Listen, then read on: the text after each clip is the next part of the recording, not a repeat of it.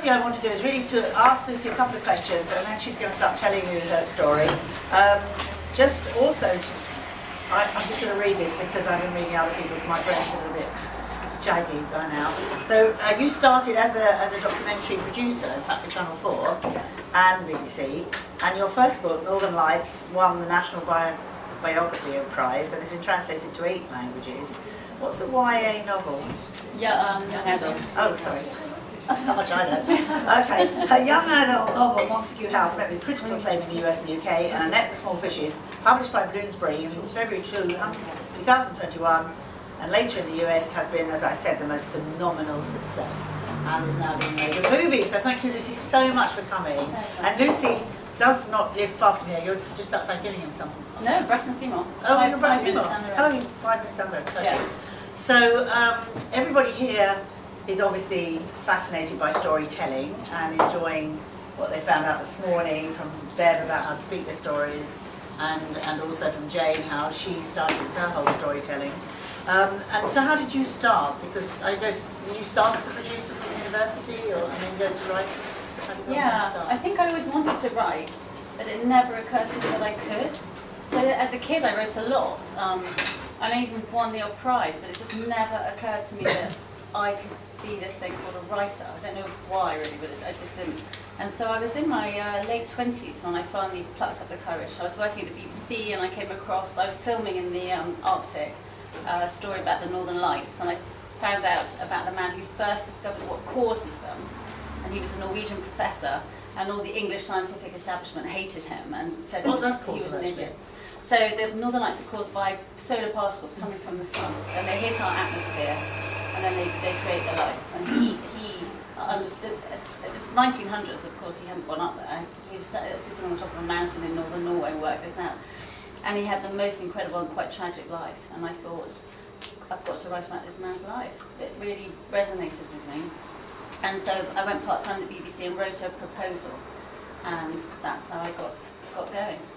Amazing, amazing. And from there, how did you move? Well, what happened from there, in fact, after you did that?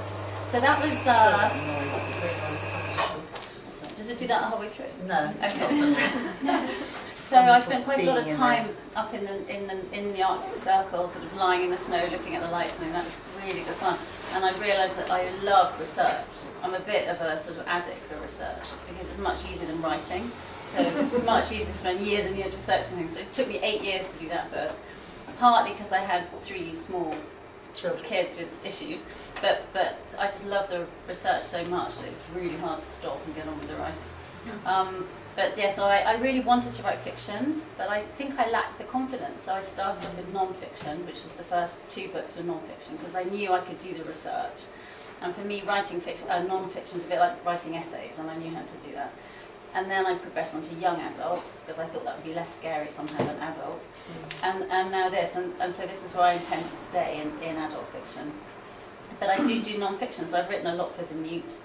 I do their museums, and I do their their garden plaques and things like that. And so I do non-fiction because I think it I would never think the Newt's plaques have to write. Have you behind doing the writing for what? Yeah, not the ones telling you where the loo is and everything. But you can go around the gardens. Why I did do a few of those as well. I'm not proud, but if you go around the gardens, they're very small, but they I was just giving carte blanche really. So I could write about rooks and violets and the history of the place, and a bit of poetry and a bit of nice bits of extracts from Dickens. So I'm going to go back there just to read them. They are quite fun. So I like doing stuff like that as well because it sort of keeps your brain. Yes. It's a different discipline, but it's quite fun to do that too. So tell us about the book, because I haven't even read it. I hate to say, but I haven't. I will. I'm going to grab one. You better be There's quick. one left. Yeah. So this book came out of, I used to live in London, I was sitting in the London Library wondering what to do next.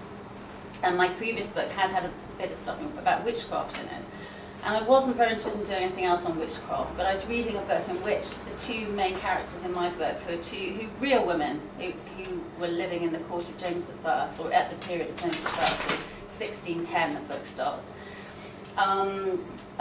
they set in motion the biggest scandal of the 17th century, and possibly of all time. One of the biggest royal, sexual, political Oh my God, it's got scandals. everything in it. It's only because I haven't read any book. It's not that I haven't read I haven't read any books. Oh, it sounds fantastic. I'm going to read it tonight. What was the actual scandal? So, well, I don't want to tell you too much. Oh, no, don't tell me. Spoiler alert! Spoiler alert! Yeah, exactly. It was a massive, massive scandal, and at the time, letters were sent to Russia, to the Americas, which were just obviously colonies in America and so on. It caused a massive scandal, and a lot of soul searching about arranged marriages, about the position of women in society, and so on. So it did set a lot of debate going. So they are hugely fascinating women. Yeah. And so when I came across them, literally one line in a book about witches, because they were I'm sorry, I've got to do witch this. book. I'm doing it right now. Even though they weren't witches in my view, but anyway. Only 2 left now, people. Three left, and somebody's got one over there. Sorry. So I started looking into them. I started getting books out about the scandal, which is a fairly well-known scandal if you're a historian of the period. And they were all written about the men in the story. So about the king's favourite, who was called Robert Carr, and about Robert Carr's secretary, Sir Thomas Overbury, who ends up dead. And the women are accused of murdering him. So this is all true. This is all in the trial records and so on. And I got crosser and crosser. These books piled up on my desk, and they were all about the men. And the 2 women who were totally central to it, who started the whole thing, were just dismissed as vain and, lustful. And that was it. That was their entire motivation, was settled. And I thought, well, that's because these historians of the 17th, 18th century. So then I read contemporary historians. How long ago? It's 400 years ago. So it's time of Shakespeare. Okay. So it's James I who comes after Queen Elizabeth I. Right. So actually, the older I get, the closer it feels. I don't know if you're the same. History doesn't feel That doesn't feel very so long ago. no. But even contemporary female historians just write them off as vain and lustful. And I do wonder now if that's because it's quite hard to, as you can see, it took me so long, it's quite hard to find out women's history from that period. You have to really, really dig around to find out. So one of the main women, we don't even know exactly what year she was born, because she was a girl, it wasn't that important, so it wasn't written down. So I did have to do a lot of research to piece together a very, I think, realistic picture of what their lives would be like. So I wonder if that's why a lot of historians don't really bother with that, and they just bother with the men because they're interested in the history of power, whereas I'm interested in the history of experience. What was it like to live then? What was it like to be these women? Not, did I write this law? Was I this important in Parliament? So it's more about living at the time. Yes. So now my next book, so this was a 2-book deal with Bloomsbury, so my next book is also about a real woman. I won't say too much about it, but she is a poet and a novelist, very famous in her day, now almost completely forgotten, although Jane Austen nicks a few of her storylines from this woman.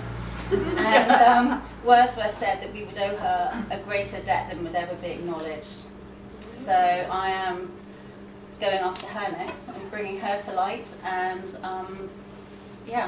she was at the time of the French Revolution and so on, so again there's a lot of sort of interesting philosophy and politics and stuff that she was grappling with. Feminism, early feminism. Incredible. And if you think about it, going back over the few hundred years, there have been some incredible women writers. Yeah. But I don't even know how they ever even got their work published when you think back of what that time was like. And how did they, the Bronte sisters, how did they get their work published, or did they self-publish even? How did people get to know about I think their they work? did it, weren't they the ones who did it under male Yeah. pseudonyms? Oh yeah, That's how they got yeah. published. Yeah. But not all women did that. Some Yes. women, so the woman I'm writing about published as herself. Some women did and an awful lot didn't. Yeah, yeah, it's just staggering. And it was the beginning of the sort of novel as an idea. And so women were allowed to write novels because that was considered seemly. Yeah. Whereas if they were writing philosophy, they would have been laughed out of court. And of course they weren't encouraged to have education, they didn't go to university or whatever was around in those days. So the fact that they were writing at all They were self-taught largely, self-taught, which again is They would have had extraordinary. some education in the home. They would have Yes. had governance. The wealthy ones would have had governesses and things. Yes. But yeah, they wouldn't have gone. They weren't allowed in universities.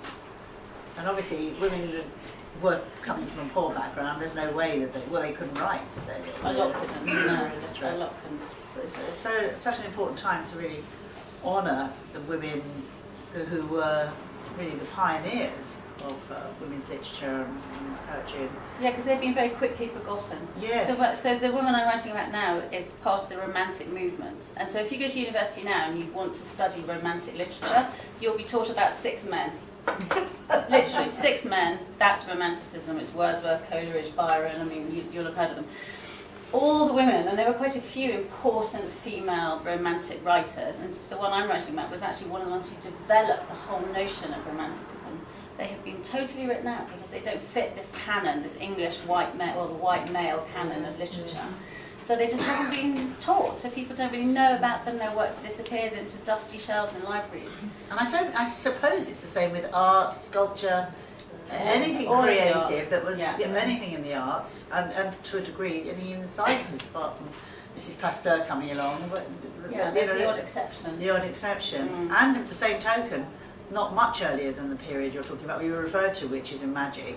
If women did stand up and be seen as leaders in their own way, they would then get persecuted as witches and killed off, weren't they? And round James here, did love killing his witches. He loved women. He hated women. He clearly hated women, and he and in the time I'm writing about this book, to be a proper woman, you had to be chaste, you had to be obedient, and you had to be silent. So the minute you spoke in public, you totally destroyed your reputation, and reputation was everything. So once your reputation was gone, no one would speak to you, no one would marry you, no one, you'd be destitute because you weren't allowed to own anything yourself. So the minute you married, anything you had other than jewellery, so the things you could actually wear, you could keep, nothing else. You go to a marriage with property, with fine, all goes to your husband. He can dispose of it as he wishes. and if he dies, it goes to your son. It goes to your And if son. not, then it goes to your whatever your nephew is. So your entire power as such that existed rested on your reputation.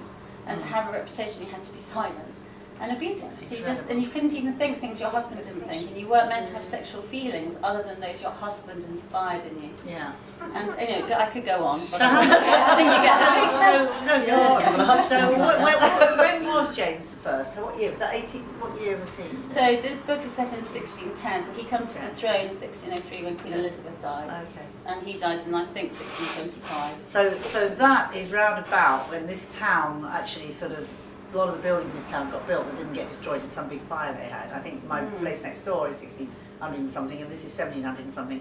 Of course, why my electricity bills are so enormous.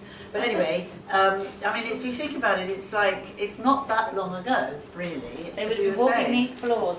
They were walking The these people floors. are alive when I wrote that period, Yeah, and we had, I don't know if you ever researched any of the witches around here, because we had a bit of witches being sacrificed in Canton, supposedly. Do you know, Vicky, do you know about, there was Elizabeth Smart? Yes, and Elizabeth Smythe. She was put into Taunton jail and told that she would be hanged in the morning, and she said screw you and died in the night, just to pay her. Love it. There were 2 of them that were I can't think denounced. of the other one, I'm No, sorry. I can't remember either, but because this was a common factor. So, and why do you think there is this fascination now? And that we were talking about it at the table just now, with women of all ages, especially young women, young girls, teenagers, with magic, with crystals, with the whole idea of being a witch, which I totally accept. I've got a big sign in my kitchen which says I am a witch, and I hang it proudly from my ceiling. Isn't that about having some agency?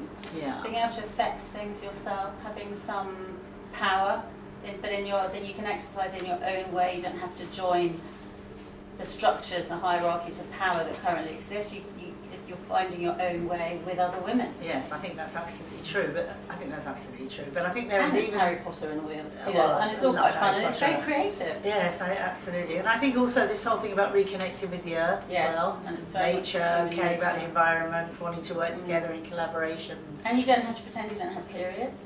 No, and you can have a menopause and And you can become even have invisible. babies and things like, all these Yeah, things that you're not breastfeed. really allowed to do in Parliament. Yeah, So yeah. you're allowed to be a woman and still exercise power, Yeah. rather than pretend to be a man. Yeah.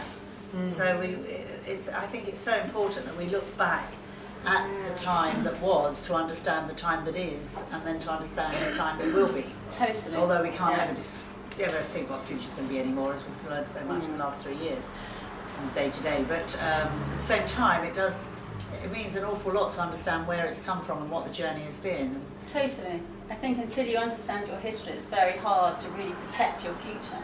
When you Yes. really know what has been fought for to get us here, it makes you feel very, very proprietorial over making sure it's not taken away. Yes.